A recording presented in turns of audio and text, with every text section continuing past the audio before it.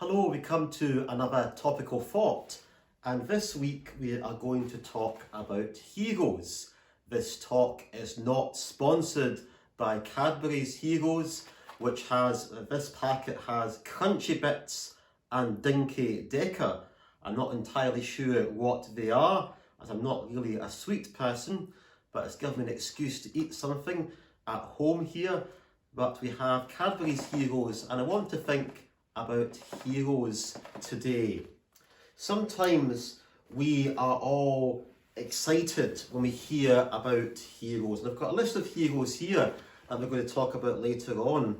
We like to hear about heroic acts, about people saving others and selfless acts of kindness. However, we also have those who want to be the hero, those who attention seek, those who are into self-promotion, maybe those that feel that they don't have much going on in their lives and they try and do things to be better than they actually are. People that say that's my little good deed for the day. Maybe we're trying to be right with God, or maybe we're trying to be somebody else. But true heroic acts are those which are selfless and those which are self-sacrificial. Maybe we are holding out for a hero. One of my favourite power ballads by Bonnie Tyler is holding out for a hero. Maybe we are waiting for somebody to come and save us.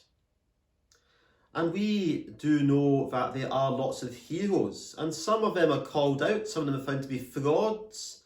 And sometimes when these heroes are called out, or these self-proclaimed ones, the ones who call them out are often martyred for raising such questions about such pious figures. But there are some righteous figures, there are some heroes that have stood the test of time. And on a Sunday morning at the moment, in both our churches, we are looking at the heroes of Hebrews chapter 11. And we find quite a few of them.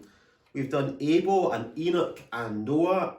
This Sunday we're going to look at Abraham. There's also Sarah, Isaac, Jacob, Joseph, Moses, the whole nation of Israel in the wilderness. There's also Joshua, Rahab, Gideon, Barak, Samson, Jephthah and David.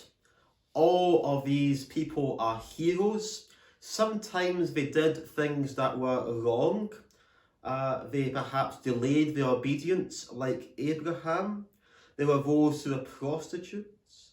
There were those who boasted and bragged about dreams.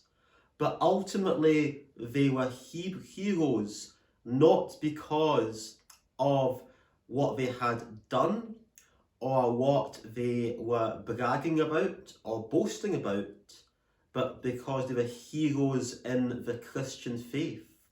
They were heroes because they followed God's ways, and they were heroes because they pointed others to God.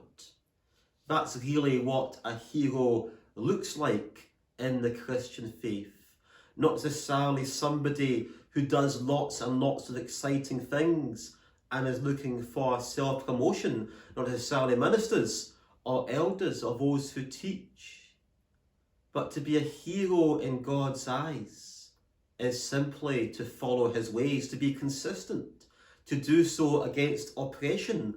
Last week we looked at Noah and how people thought that he was absolutely mental because he built that ark. But ultimately what he did was done in righteousness of God and for God's glory. That's another thing we should think about when we think about heroes. Our acts of faith and even our faith itself should be that to glorify God. Maybe in this week to come we can think about how we can be heroic for the Christian faith, how we can live our lives by our example, but also by our example towards others that we know, that they may see our good works, they may see, more importantly, the faith behind it. And as we go through this series in Hebrews, I do pray that we might consider some of these things, and maybe if you see some heroes for sale in the supermarket, or if you're doing your online order, this is a good excuse for you to buy a box of heroes. Heroes. What is a real hero? How can we be heroes?